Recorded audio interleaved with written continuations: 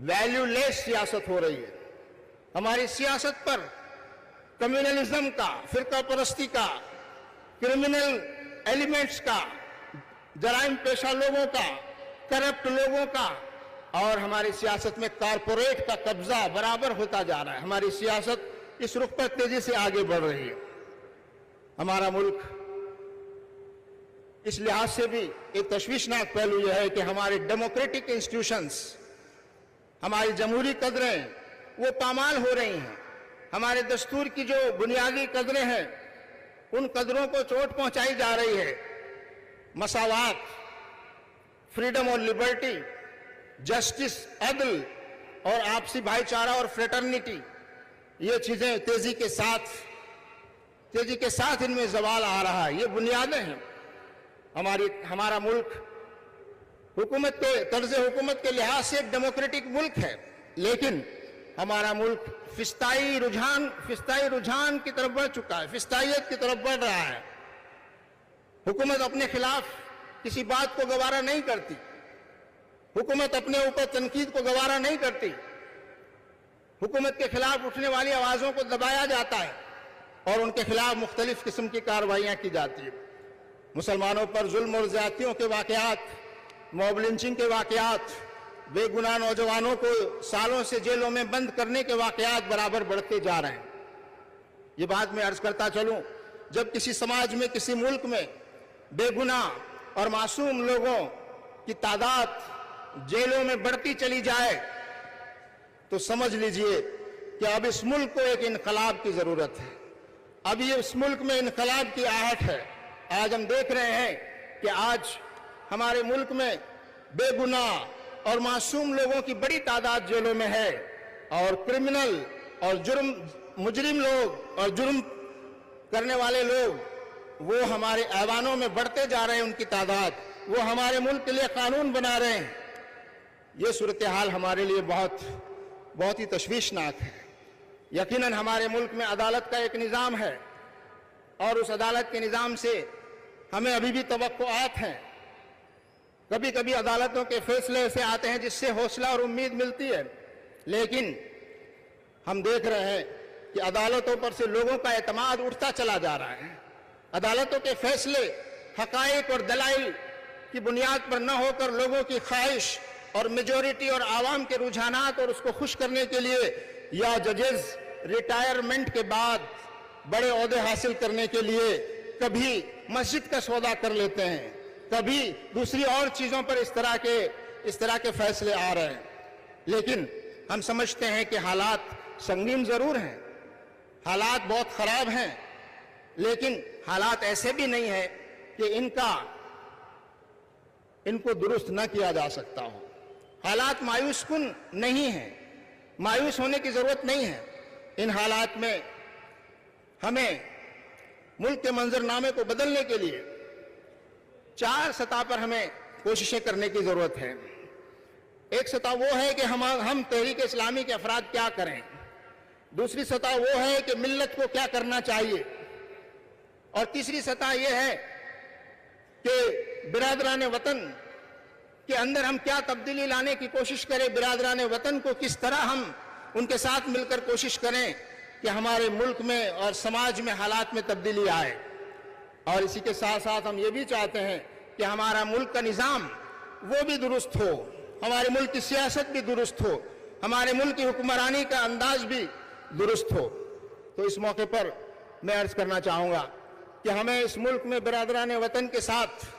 बड़े पैमाने पर राब्ते कायम करने की कोशिश करनी होगी। बड़े पैमाने पर बिरादरान वतन से हमारा मिलना जुलना, यहाँ कोशिश ये हो रही है कि लोगों को दूर किया जाए, लोगों के दरमियान दीवार पैदा कर दी जाए, लोगों के दरमियान नफरतों को बढ़ाया जाए। उसका जवाब ये है, उस नफरत का जवाब ये है कि हम मोहब्बतों को आगे बढ़ाएं। नफरत का जवाब ये है कि हम लोगों के साथ अपने रवाबित और ताल्लुकात को मजबूत करें और अपने अखलाक और किरदार से लोगों को मुतासिर करें। हमें चाहिए हमारे इनफरादी तौर पर भी हमारे रवाबित हों, हमारे ख़ानदानी तौर पर भी रवाबित हों। मैं आपसे गुजारिश करना चाहूँगा ہم میں سے ہر ایک شخص کو چاہیے کہ کم سے کم 10 برادران وطن خاندانوں سے ہمارا قریبی رابطہ ہونا چاہیے، تاکہ ان کے گھروں پر ہمارا آنا جانا ہو اور ہمارے گھروں پر ان کا آنا جانا ہو۔ اسی طرح میں گزارش کروں گا کہ ہم میں سے ہر ایک فرد کو چاہیے کہ ہم کم سے کم 20 افراد کو 20 برادران وطن کو اتنا ہم قریب کریں کہ ہم ان کو متاثر کر سکیں، ان کے سامنے صحیح بات کو اور اسلام کی دعوت کو ان کے سامنے پیش کر سکیں۔ ملت کو ہمیں اس طرف بھی متوجہ کرنا ہوگا کہ ہماری ملت خیر امت بننے کے مقام پر آئے،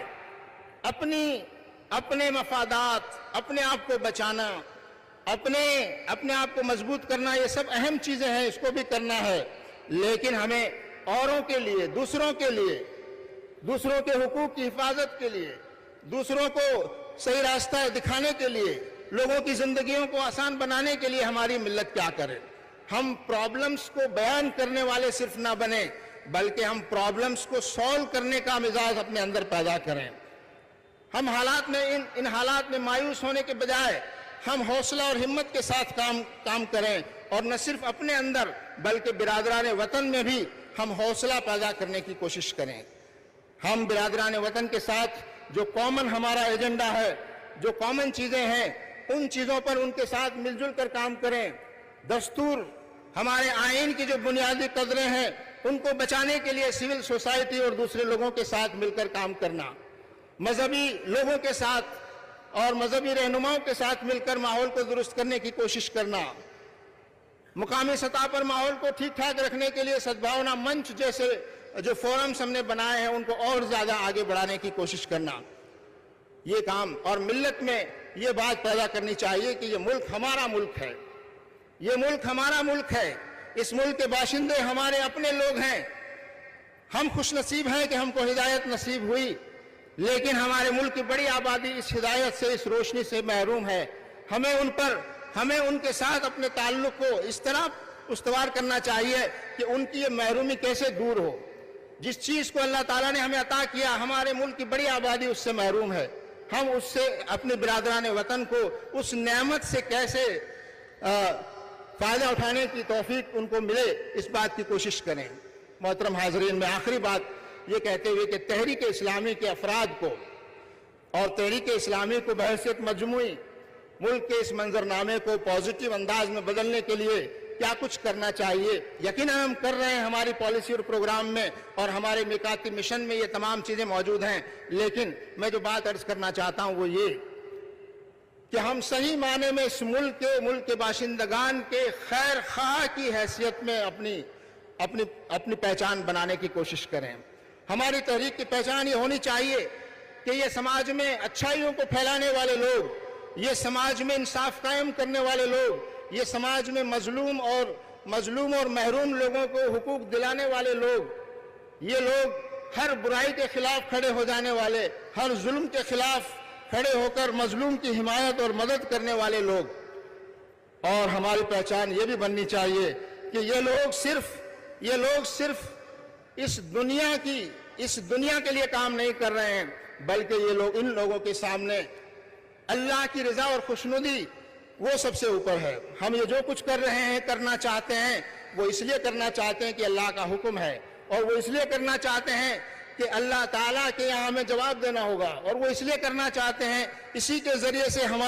ہمیں آخرت میں کامیابی اور حصول جنت اسی کے ذریعے سے ممکن ہے، اور ہم چاہتے ہیں کہ ہم اکیلے جنت میں نہ جائیں۔ ہماری پہچان ایسی ہونی چاہیے کہ ہمیں دیکھ کر لوگوں کو اللہ یاد آئے، جیسے حدیث میں کہا گیا مومن کو دیکھے تو مومن کو خدا یاد آئے، مومن کو دیکھ کر، ہمیں دیکھ کر لوگ یہ پہچانے، ہماری تحریک کے لوگوں کو دیکھ کر یہ پہچانے کہ اللہ والے لوگ ہیں، یہ انصاف والے لوگ ہیں، یہ اخلاق والے لوگ ہیں، یہ حوصلہ اور ہمت والے لوگ ہیں، یہ اللہ کے سوا کسی سے نہیں ڈرنے والے لوگ ہیں، اور ان کا جو مقصد ہے وہ دنیاوی فائدہ نہیں ہے بلکہ آخرت کی کامیابی اور آخرت میں کامرانی اور اللہ رب العزت کی رضا اور خوشنودی ہے۔ اللہ تعالیٰ سے دعا ہے کہ اللہ تبارک و تعالیٰ ہمیں اپنی ذمہ داریوں کا شعور اور اس کے تقاضوں کو پورا کرنے کی توفیق عطا فرمائے، اور اس ملک کے حالات کو بدلے، اور اس ملک کے لوگوں کے دلوں کو اسلام کے لیے اللہ اپنے دین کے لیے اس ملک کے لوگوں کے دلوں کو کشادہ فرما دے اور ہمیں وہ حکمت عطا فرمائے، ہمیں وہ ہمت عطا فرمائے، ہمیں وہ حوصلہ عطا فرمائے کہ ہم ان حالات میں اپنی ذمہ داریوں کو بہتر طور پر ادا کرتے ہوئے اپنے یہ کامیابی کے لیے اور اس ملک کے باشندگان کی کامیابی کے لیے کوششیں کریں۔ وآخر دعوانا ان الحمدللہ رب العالمین۔ السلام علیکم ورحمۃ اللہ وبرکاتہ۔